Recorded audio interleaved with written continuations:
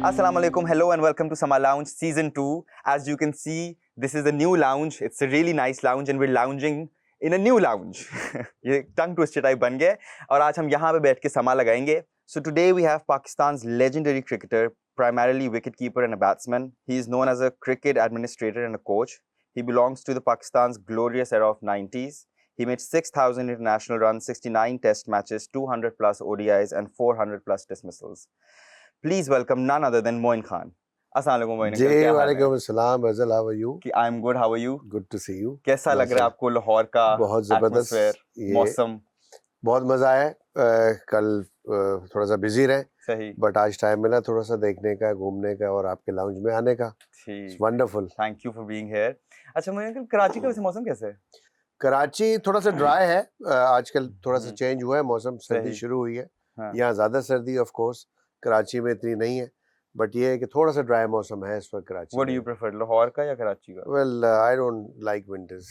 You don't like winters? No. सही. You're one of the very few Pakistanis जिसको winters नहीं पसंद वैसे. जी, मुझे बिल्कुल सही, मजा नहीं आता विंटर्स में, क्योंकि आपको घर में रहना पड़ता है और आपका मूड नहीं बनता काम करने का, बिल्कुल. सो मैं थोड़ा सा काम की तरफ जो है ना वो ज्यादा सही. वो तो I can see you're fit and all, so इस वजह से बस थोड़ा सा बदल मुझे होता है प्रॉब्लम हाँ जी इस सीजन में, सो आई प्रेफर समर्स. सही. अच्छा मोइन अंकल, मुझे बताएं, when you were growing up आप क्या बनना चाहते थे?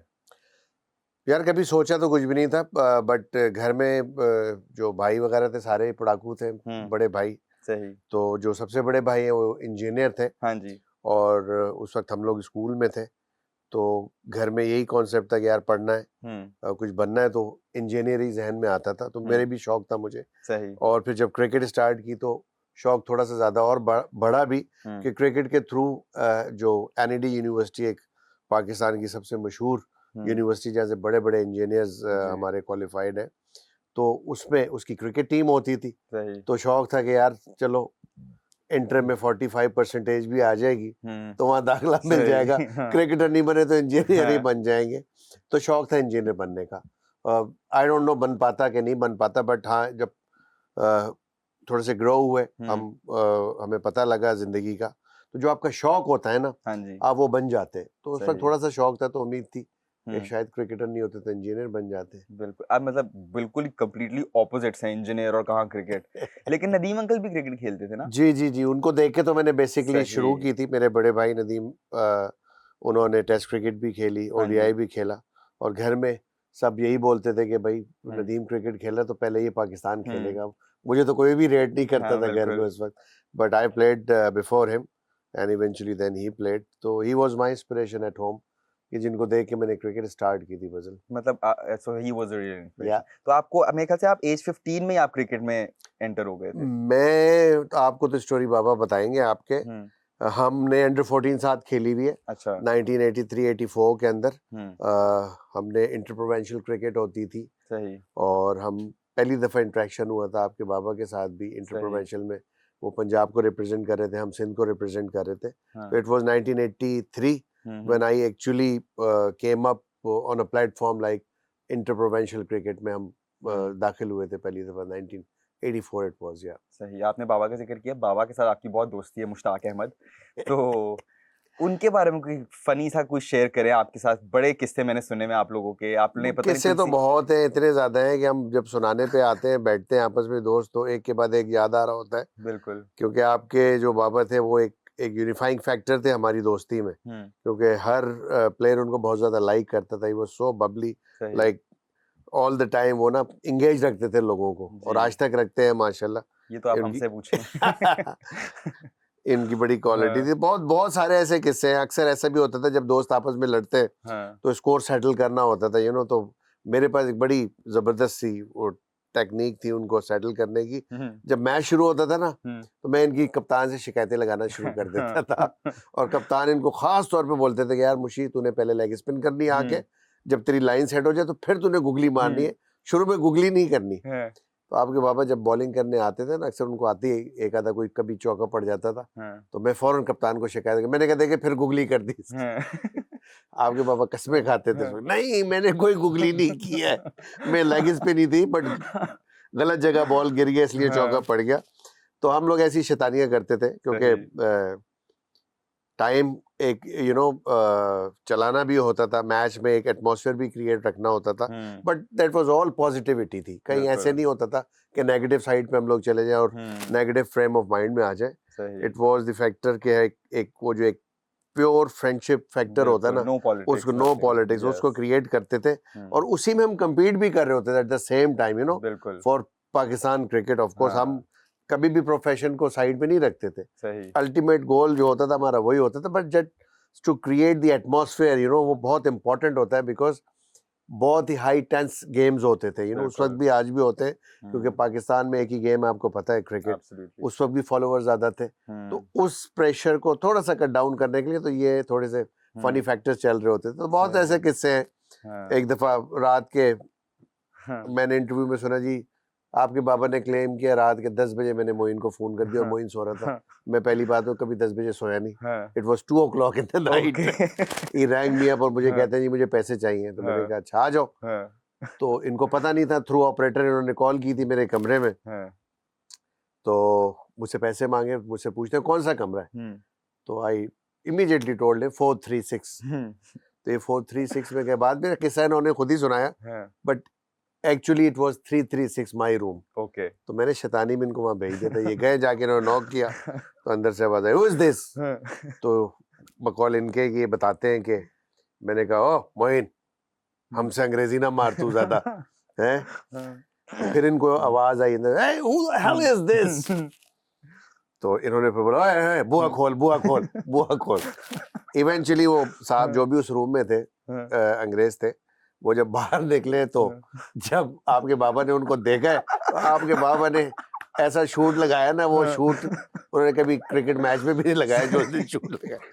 तो बहुत बहुत यानी तफरी हुई थी, बहुत बुरा मतलब थे एक तरह से। बस हाँ वो करते थे ना, जरा मजा आता था ना। बात ये है कि मुझे नींद में उठा दिया 2 बजे रात में, तो मैंने भी कुछ रिएक्शन देना था ना। तो ये बड़े ऐसे फनी वाकयात होते रहे हमारे अक्सर, बड़ा मजा आता था। वो एक वो भी तो था ना, खून भी निकाल दिया था बाबा का, खून नाक से खून निकला था या कुछ। वो बड़ा मजेदार वाकया है। कदाफी स्टेडियम हमारी प्रैक्टिस खत्म हुई थी, तो गाड़ी अंदर ही खड़ी होती थी उस जमाने में कदाफी स्टेडियम में। तो आपके बाबा गाड़ी स्टार्ट करके गेट की तरफ आ रहे थे, तो मैं पीसीबी के ऑफिस में मीटिंग के लिए गया था, नीचे आया तो he was just going through the gate, तो आई स्टॉप्ड हिम। तो इत्तेफाक से आपके बाबा ने यूं करके जरा नाक ऐसी साफ कर रहे थे। मेरी शैतानी मैंने नीचे से हल्के से यूं किया और उसके बाद सिर्फ खून था। मैंने बड़ी माफिया मांगी उनसे, लेकिन वो इट वाज़न्ट फनी। वो फनी भी था, लेकिन मुझे बाद में बड़ा अफसोस हुआ, मैंने यार ये मैंने क्या हरकत कर दी। तो वो मेरा ख्याल है कोई आपके बाबा की नखीर फूट गई थी। ये इनकी आदत अभी भी है, मैं ख्याल से I should also do this. It was fun यार, बहुत मजेदार वाकया था यार। लेकिन मोइन अंकल, जहाँ पे इतनी आपकी दोस्तियां वगैरह होती है, वहाँ पे कॉन्फ्लिक्ट्स भी हो जाते होंगे। लाइक कभी कोई ऐसी फाइट हुई है जहाँ पे आपको फिर खुद मनाना भी पड़ा हो? यार ऐसी क्योंकि ड्रेसिंग रूम में I don't remember seriously till now कि हमारी कभी ऐसी आर्गुमेंट सीरियस हो गई और हम एक दूसरे से कभी नाराज हो गए हो। वो ऐसा मौका आया ही नहीं है जिंदगी में। छोटी मोटी तो तफरीहें चलती रहती फ्रेंडशिप के अंदर, but when it comes to like profession में we were always been very professional. जब भी बात करते थे विद कन्विक्शन, जब आपके बाबा बात आज तक करते हैं विद कन्विक्शन बात करते हैं, विद लॉजिक्स बात करते हैं। मेरी भी यही ख्वाहिश होती है, कोशिश होती है विद लॉजिक। हमारा तो हमेशा कॉन्सेप्ट ही ये रहा है, मान लो या मना लो विद लॉजिक। सही। तो वो जब इस तरह की आपकी इक्वेशन होती है, अंडरस्टैंडिंग होती है विद इन द फ्रेंड्स, तो कभी प्रॉब्लम्स नहीं आती। आई डोंट थिंक सो कि कभी हमारी इस तरह की सीरियस कोई प्रॉब्लम आई हो कभी प्रोफेशन के अंदर। सही। नेवर, क्योंकि हर स्पोर्ट में एक तरह से पॉलिटिक्स और इस चीजें तो होती ही होती हैं, लेकिन आपके टाइम पे आप नहीं, कभी हमने सोचा ही नहीं, पॉलिटिक्स हमने की नहीं कभी, ना सोचा। क्योंकि आप नेचर कह लो या व्हाटएवर, क्योंकि हमारा पैशन टोटल क्रिकेट था, क्रिकेट खेलते थे हम, पैशन के लिए क्रिकेट खेलते थे। तो सेकंड थॉट कोई नहीं होती थी कि वो क्या कर रहा है और उसको हम ये कर देंगे, उसको वो कर देंगे। हम तो we used to ready to do the performance, और परफॉर्मेंस ही आपको फील्ड के अंदर रखती है। सही। वहाँ वही फोकस होना चाहिए। वो जरा सा फोकस हटता था तो एट टाइम्स ये भी हुआ है, मैं हो गया, आपके बाबा हो गए, हमारे दूसरे कोलीग्स फ्रेंड्स जितने भी रहे, बाहर भी होते रहे हम लोग, कि आपके कभी कभी अच्छी फॉर्म होती है, कभी बैड फॉर्म चल रही होती है, आप कैरी कर जाते हो, थोड़ा लंबा प्रेशर आ जाता है आपके ऊपर, तो आपके दोस्त ही होते हैं, फिर आपको लिफ्ट भी करते हैं, गाइड भी करते हैं, बताते भी हैं। लेकिन कभी इस तरह की कभी सिचुएशन कम से कम आपके बाबा के साथ नहीं आई। सही। अच्छा मोइन अंकल, पुराने टाइम में जहाँ तक मुझे याद है, बचपन में भी हम आप लोगों के साथ टूरों पे ट्रैवल करते थे, इतना मज़ा आता था, सारी टीम एज फैमिलीज भी सारी इकट्ठी ट्रैवल करते थे, बीच पे वॉलीबॉल खेल रहे हैं, फिर आप, मुझे याद है आप डिनर्स पे बड़ा लेके जाते थे पूरे सारों को, और आपको बड़ा शौक था लोगों को खाना खिलाने का। अब आपको लगता है वो एटमॉस्फेयर है इस टाइम पे? आई डोंट नो इस वक्त करंटली के टीम में क्या पोजीशन है, कितनी फ्रेंडशिप्स हैं इनकी आपस में, और कितना बाहर निकलते हैं, बट कुछ रिस्ट्रिक्शंस ऐसी हो गई हैं जब से सोशल मीडिया बहुत ज्यादा एक्टिव हुआ है, एंड देन टेक्नोलॉजी बहुत ज्यादा आई है, स्पेशली थ्रू सेलुलर फोन्स। बिल्कुल। कि प्राइवेट लाइफ जो है ना प्लेयर्स की, वो थोड़ी सी रिस्ट्रिक्ट हो गई है, होटल तक महरूम वो हो गई है। तो आई थिंक कि वो एक एंगल ऐसा है जहाँ पे अब प्लेयर्स भी अवॉइड करते हैं, बिकॉज के लोग एक तो बहुत ज्यादा फेमस भी हो गए सोशल मीडिया के थ्रू, प्लेयर्स जहाँ भी जाते हैं उनकी तो प्राइवेसी में थोड़ा सा उनको प्रॉब्लम्स आती हैं, लोग फॉलो करते हैं उनको। तो हमारे वाले टाइम में थोड़ा सा कम था, इतना ज्यादा नहीं था वो, ऑल्दो के बहुत बड़े बड़े स्टार्स गुजरे, बहुत बड़े बड़े नाम गुजरे, बट चूंकि ये टेक्नोलॉजी इतनी नहीं थी, इतना ज्यादा फेस वैल्यू कह लें, बिल्कुल हर किसी के पास फोन नहीं था, तो वो थोड़ा सा कभी फैंस आ भी जाते थे, मिलते थे, पहचानते भी थे लोगों को, लेकिन बहुत थी तमीज से क्या आए, ऑटोग्राफ ले लिया, फोन नहीं था। तो अब फोन से ये कन्वीनियंस हो गई, आती तस्वीर सेल्फी, एक के साथ 3 बंदे और खड़े, उनकी भी बनानी है तस्वीर, तो वो प्राइवेट लाइफ के अंदर जब ये प्रॉब्लम आई, तो अब प्लेयर्स भी थोड़े से मुझे लगता है कि कंजर्वेटिव हो गए, वो निकलते नहीं है, फिर होटल से बाहर नहीं जा पाते, मुश्किल होता है थोड़ी सी। तो हमारे टाइम में ये नहीं था, तो हम घूमते फिरते थे, इस वजह से थोड़ी सी इनकी रिस्ट्रिक्शन है, बट नेचुरली इनका भी दिल तो चाहता होगा घूमे फिरे जाएं, हम लोग करते हैं। बट हम जब भी कहीं भी किसी भी टीम के साथ अभी भी हमें मौका मिलता है, as a coach, as a mentor, as a director, तो हमारी कोशिश होती है एटमॉस्फेयर को क्रिएट करें, बिकॉज टीम की हार्मनी के लिए बहुत जरूरी होता है ये मेंटेन करना कि आप फैमिलीज के साथ चल रहे हैं, हर प्लेयर को लेके चल रहे हैं, स्पेशली जो आपके मेन प्लेयर्स होते हैं वो बहुत इंपॉर्टेंट होते हैं, तो उनको ऑल द टाइम कंट्रोल करने के लिए बेहतरीन यही होता है कि आप निकले, घूमे फिरे, खाना खाएं, साथ बैठे, गपशप लगाएं, तो आपकी अंडरस्टैंडिंग क्रिएट हो जाती है। और नेचुरली जब आपस में मिलते हैं तो फन के अलावा भी क्रिकेट पे भी इसी वजह से थोड़ी बात हो जाती है, प्रोफेशन के ऊपर वर्ड्स एक्सचेंज हो जाते हैं, तो काफी बेहतर रहता है इस चीज से, प्लेयरों को करना चाहिए अभी जो अगर नहीं हो रहा, क्योंकि मैंने सुना है पिछले 10 सालों में बहुत ज्यादा इस चीज के ऊपर रिस्ट्रिक्शंस भी आई हैं, प्लेयर मूव अराउंड नहीं कर सकते बेचारे सिक्योरिटी की वजह से, और कुछ नेचुरली अपने तो like do you personally prefer social media या उससे पहले वाला टाइम? नहीं, सोशल मीडिया, देखिए लोग अगर सोशल मीडिया को सही तरह यूटिलाइज करें और किसी की प्राइवेट लाइफ के अंदर नहीं इंटरवीन करें तो अच्छी बात है, करना भी नहीं चाहिए, बट कुछ लोग करते हैं, कुछ लोगों को सुनने का शौक होता है कि प्लेयर्स क्या कर रहे हैं, उनके स्टार जिनको वो चाहते हैं कि उनकी जिंदगियों में क्या चल रहा है, तो मिला जुला रुझान है, बट जो प्राइवेसी है ना उसको नहीं हर्ट करना चाहिए किसी को भी, मेरा ख्याल है कि स्पेस देनी चाहिए, और हर नॉर्मल इंसान खुद भी चाहता है कि उसको स्पेस मिले, तो जब जो चीज आपको अपने लिए पसंद हो, आप दूसरों के लिए भी अपनी जिंदगी में उसको इम्प्लीमेंट करें, ताकि लोग आपसे परेशान ना हो। तो मतलब सोशल मीडिया से आपको लगता है कि स्टार वैल्यू कम हो गई है, क्योंकि आप हर जगह आप इतना देखते हैं प्लेयर्स को, जो आपके टाइम पे एक स्टार वैल्यू थी प्लेयर्स की, वैल्यू मुझे लगता है कम हुई है, क्योंकि आज भी हम देखते हैं जो हमारे एरा के क्रिकेटर्स हैं, असल में उन स्टार्स के, उन क्रिकेटर्स के रिकॉर्ड भी बहुत बड़े बड़े जो अभी तक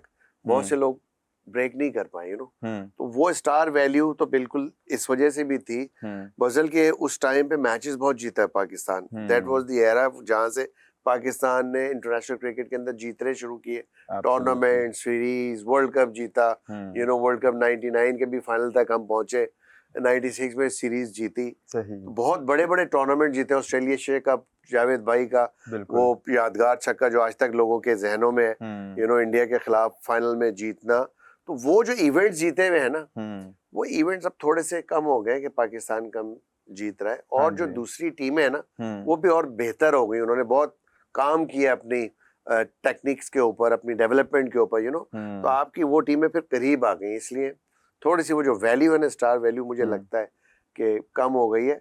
बिकॉज कि अगर आप पिछले 10 सालों में देखें, स्टार वैल्यूज में अगर आप चले जाए, शाहिद आफरीदी मुझे नजर आता है, शाहीन शाह नजर आता है, बाबर मुझे नजर आता है, और शोएब मलिक भी at certain level, and then Yusuf ने बड़ा परफॉर्म किया है, यूनुस ने 10,000 रन किए। बट वो वैल्यू अगर आप कंपेयर करें ना, जावेद मियांदाद, इंजमाम उल हक, सईद अनवर, वसीम अकरम, वकार यूनुस, वो बहुत जमीन आसमान का फर्क है इसमें। सही, ठीक। अच्छा मोइन अंकल, आप बताएं, like your son Azam Khan is also Pakistan team and he plays really well, like वो बहुत अच्छा बैट्समैन है और वो he is doing really well for himself. लेकिन जब उसके ऊपर ट्रोलिंग आती है, not just him, Imamul Haq के ऊपर भी आती है, इन लोगों को कहा जाता है, इवन फॉर मी, लाइक मुझे भी कहा जाता है कि you are using your parents, nepotism का एक टैग लग जाता है। तो व्हाट डू यू, आप उनको क्या सजेस्ट करते हैं कि किस तरह इस चीज को डील करें? आई थिंक सिंपल सी बजल तरीका होता है, whatever you're doing, if you're passionate for that, then work hard, try to perform in every match, every field you are choosing, compete करो, कॉम्पिटिटिव वर्ल्ड है, तो आप compete करके आगे बढ़ते हो तो fair enough, कोई इश्यू नहीं है किसी किस्म का। देखें, ये तो अल्लाह की देन होती है कि आप ऐसे घर में पैदा हो गए, बिल्कुल, कि आप इसमें आपकी तो कोई वो नहीं है ना, बट आपको जो हुनर दिया है अल्लाह ताला ने, अगर उसके थ्रू आप अपना नाम मनवा सकते हैं, compete कर सकते हैं कॉम्पिटिटिव वर्ल्ड के अंदर, then you should always have a right to grow, of course। तो किसी को ग्रो करने के लिए तो कोई रोक नहीं सकता ना, उसका एक पर्सनल राइट होता है। आई थिंक ऑलवेज टेल आजम कि भाई तुम्हारे ऊपर जो टैग है ये तुमने खत्म करना है, और उसका सिंपल सा तरीका है, जब कीप परफॉर्मिंग, और अल्हम्दुलिल्लाह अब दुनिया देखती है, उसका नाम लेती है। And I think you are the biggest critic for him, कि मुझसे बड़ा कोई क्रिटिक नहीं है उसका, because I have seen you make sacrifices, और उसको उसकी फिटनेस पे आपने ध्यान दिया, आप उसको, you are very strict like with him. नहीं, उसको करना पड़ता है, लेकिन एट द एंड वो खुद जो टैलेंट होता है, वो अगर पैशनेट नहीं है अपने प्रोफेशन को लेकर, आप जितना मर्जी कहते रहे, स्टूडेंट वही आगे बढ़ता है जिसको खुद शौक होता है आगे बढ़ने का। तो I think he is quite intelligent now, माशाल्लाह, उसको पता लगा है, and that's why he is been very consistent in the recent past, और वो कंसिस्टेंटली अपनी फिजिक के ऊपर भी काम करना शुरू कर दिया उसने। उसको नजर आना शुरू हो गया कि हाँ, मेरी जगह बन रही है नेशनल क्रिकेट टीम के अंदर, और मैं एक डिफरेंस क्रिएट कर सकता हूँ। एवरीबडी जब दे सेइंग कि आजम इज अ टैलेंटेड बॉय, तो आजम को नेचुरली फिर उसकी कदर करने के लिए उसको उस लेवल पे आना पड़ेगा।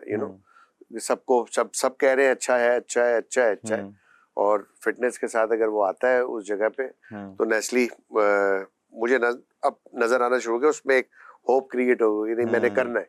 तो अच्छी बात होती है बच्चों के लिए, और मेरा ख्याल है कि बड़े घर में पैदा या किसी स्टार के घर में पैदा होना आपका कुछ नहीं है, just work hard, create your own name, जिस तरह आपने किया है। आपसे गाना सुनना है, आपने तो अपना प्रोफेशन आपसे भी सुनना है, आप भी गुनगुनाते हैं, मैं तो बहुत गुनगुनाता हूं, आज तो तुमसे सुनना लाइव में। ठीक हो गया।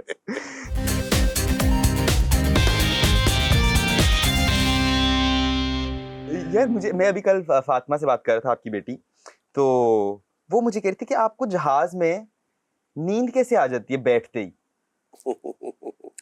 और फिर खाना आने से पहले आपकी खुद ब खुद आंख खुल जाती है खुशबू से। असल में जहन जाग रहा होता है, बट हकीकतन ये होता है कि जहाज का, जब जहाज टेक ऑफ करने वाला होता है, वो जो प्रेशर बिल्डअप होता है ना बजल, उस प्रेशर से सर भारी होता है। अच्छा। तो उसमें आंखें बंद होती है, तो ठक करके मुझे नींद आ जाती है। अच्छा। अब जो दूसरे पैसेंजर होते कुछ प्रेशर ले रहे होते, यार हिलेगा जहाज, ये होगा, उनके जहन बिल्कुल अवेक होते हैं, तो मैं तो रिलैक्स हो जाता हूँ। तो उस प्रेशर से मुझे जल्दी नींद आ जाती है, और कोई बात ऐसी नहीं है। और खाने की जहाँ तक बात है, जब खाना दूर भी होता है, उसकी खुशबू करीब आ जाती है, तो फिर आँख खुल जाती है। मैं तो नहीं छोड़ता प्लेन के खाने, जहाँ पे फ्री खाना मिल रहा है, I am like good for me. लेकिन अच्छा मोइन अंकल, बताएं, आप कोयटा ग्लैडिएटर्स की भी कोचिंग कर रहे हैं, और like if you don't win, आपके ऊपर वो प्रेशर बिल्ड होता है एज अ कोच? देखिए, प्रोफेशन बिल्कुल होता है, बिकॉज के आप कोच होते हैं तो एक जिम्मेदार होते हैं आप, और आपको कोशिश करनी होती है कि किसी तरह आपकी टूर्नामेंट में टीम जीते। कभी कभार होता है, we all know, in sports, कभी आप जीतते हैं कभी हारते हैं, बट बिलो पार जब परफॉर्मेंस होती है ना फिर बड़ा दुख होता है, यू नो। तो वहाँ पे नेचुरली एक स्टेक पे आ जाती है बात यार कि हमने इतना प्रोफेशन में आगे बढ़े हुए और हम मैनेज नहीं कर पा रहे ड्यू टू सर्टन सर्कमस्टांसेस या सिचुएशंस ऐसी होती हैं। तो कभी कभी होता है गिल्ट, बट हम जब एनालाइज करते हैं तो हमें पता लगता है कि कहाँ कहाँ गलतियां हमसे हुई और कहाँ कहाँ कुछ ऐसे फैक्टर्स हैं जिसकी वजह से हमारी टीम हर्ट हुई। सही। अच्छा मैंने कहा आपने बहुत ट्रैवल किया है दुनिया भर में, आप कौन सी कंट्री प्रेफर करते हैं टू ट्रैवल एंड कहाँ के लोग आपको ज्यादा अच्छे लगते हैं? मुझे जो असल में बहुत खूबसूरती देखी मैंने लोगों में भी और जनरली वो मुझे न्यूजीलैंड पसंद है। सही, बहुत खूबसूरत है, full of and nature, the people are very polite, very friendly. Yes, बहुत बहुत ही अच्छा मुल्क है। मैं जब भी वहाँ गया हूँ बहुत मुझे मजा आया, बहुत इंजॉय किया है। क्रिकेट खेलने के लिहाज से मुझे ऑस्ट्रेलिया बहुत पसंद है, वहाँ क्रिकेट का मजा आता है, यू नो। बड़ी अच्छी इन्वायरमेंट होती है, ग्राउंड अच्छा है, पोल्यूशन फ्री है, बॉल अच्छा नजर आता है, पिचेस बाउंसी है, यू नो। लोग जो वहाँ परफॉर्म करते हैं उसको अप्रिशिएट भी करते हैं, मजा आता है।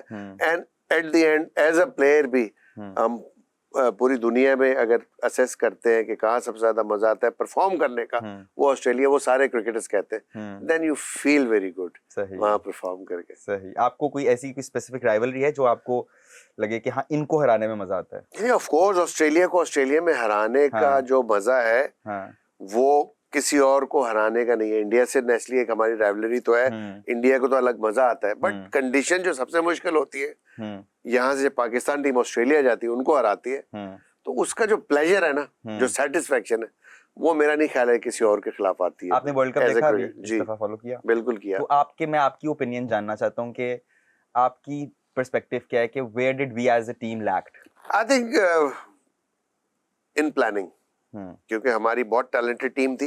अनफॉर्चुनेटली जो प्लानिंग हुई क्रिकेट बोर्ड ने की, उनको 3 महीने श्रीलंका के अंदर रखा, वहाँ हमने अफगानिस्तान के साथ सीरीज खेली, वहाँ हमने श्रीलंका के साथ सीरीज खेली, वहाँ हमने एशिया कप खेला।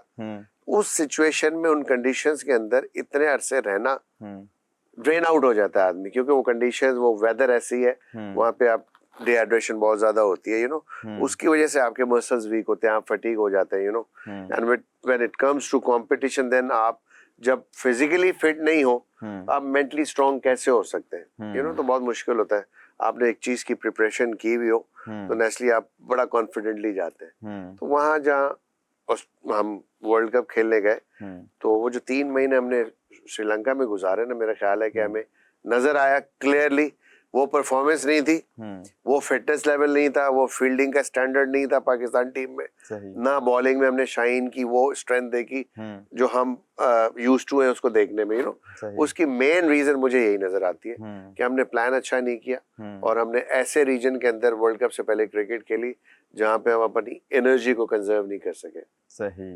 अच्छा मतलब आजकल लीग्स बड़ी शुरू हो गई, T10, T20, आपको लगता है कि this will help Pakistan cricket expand in other countries as well? जिस तरह अमेरिका वगैरह में क्रिकेट का इतना नहीं है कॉन्सेप्ट। देखिए, किसी भी स्पोर्ट्स का डेवलप होना तो बहुत जरूरी है और आईसीसी भी ये चाहती है और पाकिस्तान क्रिकेट बोर्ड भी चाहता है कि मोस्टली ग्रो हो। अब ये इंडस्ट्री बन गई है, बिल्कुल। पहले इतनी ज्यादा अपॉर्चुनिटीज ना प्लेयर्स के पास थी, ना रिटायर्ड प्लेयर्स के पास थी, ना एडमिन के लोगों के पास थी, यू नो। जब से ये क्रिएट हुई है, जिस तरह लीग्स आई हैं, तो हर प्रोफेशन में, यू नो, चीजें बढ़ गई हैं, ग्रो हुई, एम्प्लॉयमेंट बहुत ज्यादा बढ़ी है, प्लेयर्स को अपॉर्चुनिटीज बनी है।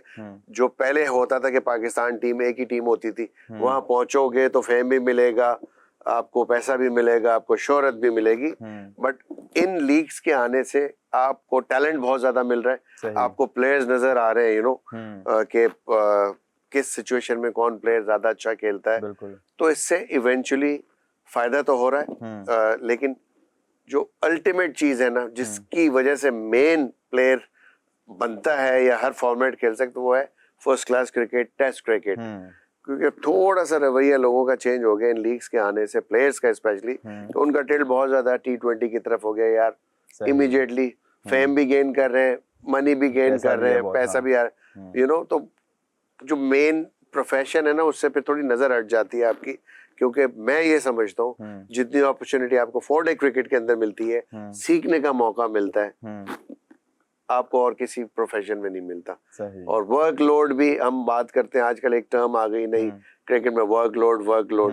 हमारे टाइम पे तो हम सोचते भी नहीं थे वर्कलोड का। इतने इतने हमारे बड़े बड़े प्लेयर्स गुजरे जिन्होंने 400 वनडे खेले, 200, 150, 100 टेस्ट मैचेस खेले। आज का प्लेयर मैं नहीं समझता कि तस्वुर भी कर सकता है कोई आज के दौर में जिसका डेब्यू हो रहा है वो 100 टेस्ट फिनिश करेगा। सही। बहुत बहुत मुश्किल है, क्योंकि ये टर्मिनोलॉजी जब से मैं बोलता हूँ no news is a good news. तो जब तक फिटनेस के बारे में, इस वर्कलोड के बारे में नहीं पता था, वी डोंट केयर। अब हम केयर करने लगे। अब बहुत ज्यादा वोक होते जा रहे हैं हम लोग, जिसकी वजह से। हाँ। अच्छा मोइन अंकल, आपके जमाने में 90s के क्रिकेटर्स का जो ग्लैमर था, बॉलीवुड में भी उनकी अच्छी खासी फैन फॉलोइंग हुआ करती थी। आपकी बॉलीवुड में कोई लाइक आपके दोस्त यार या आपके कोई हैं इस तरह जानने वाले? जहाँ हमने टूर किया है बिल्कुल रहे, और फैन फॉलोइंग भी बहुत ज्यादा रही है। जब इस वक्त हमने टूर किया था तो संजय दत्त साहब से मुलाकात तो नहीं, बट टेलीफोन के ऊपर उनसे रेगुलर बात होती थी। वो बहुत बड़े फैन थे क्रिकेट के, और मैं खुद उनका बड़ा फैन रहा था, तो एक दोस्ती क्रिएट हो गई थी। इसी तरह इंडियन क्रिकेट टीम में सचिन जडेजा के साथ, और मुझे आदित्य पंचोली मुझे याद है आज भी। He was one of the very good friend at that time. जब हम लोग इंडिया टूर करने गए थे तो he looked after us very well. बहुत मजा आया था, बहुत एंजॉय किया था उनके साथ।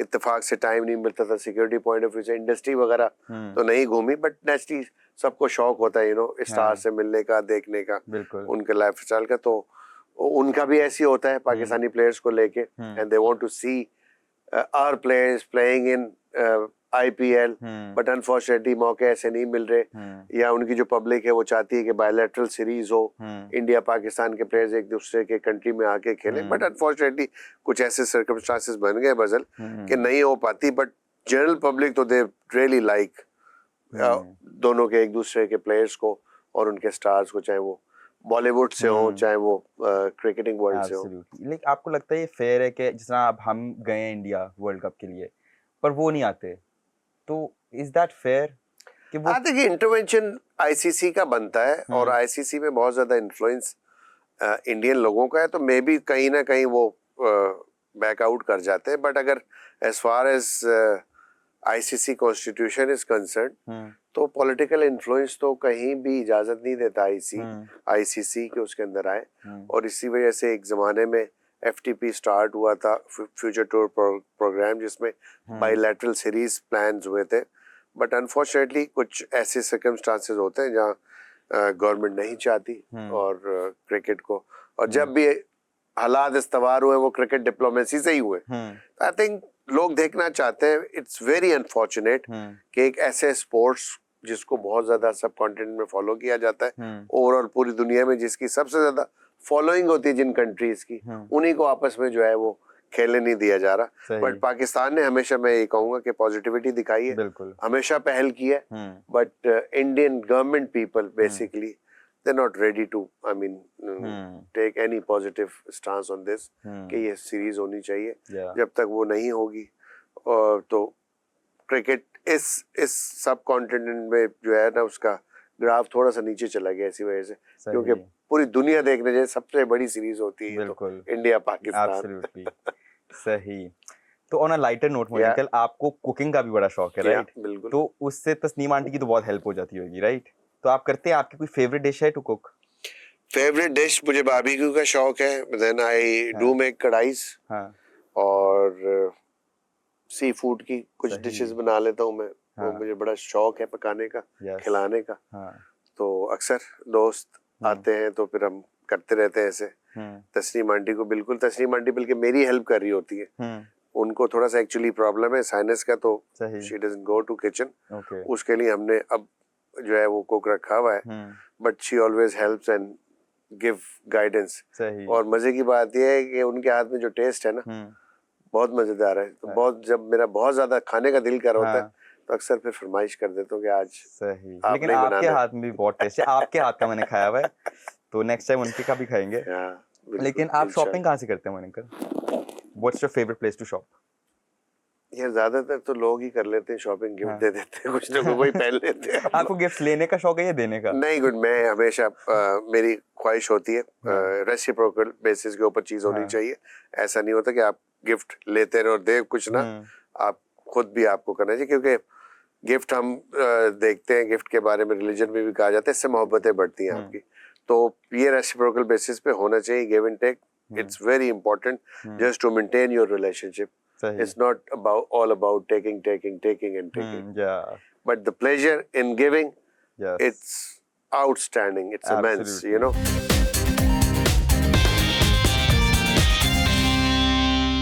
अच्छा मोइन अंकल, आपको I've seen you like आप गुनगुनाते भी बहुत हैं and all of that. आपका कोई फेवरेट गाना हो, कौन सा आपका फेवरेट यार गाना? मैं तो एक ही गुनगुनाता हूँ। मेरे तहसीन जावेद साहब हमारे बड़े पाकिस्तान के हाँ। फेमस सिंगर हैं।